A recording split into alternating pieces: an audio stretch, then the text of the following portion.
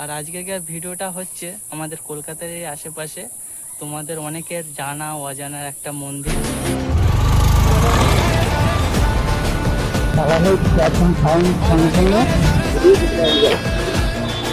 বন্ধুরা ফাইনালি মন্দিরের সামনে চলে এসেছি।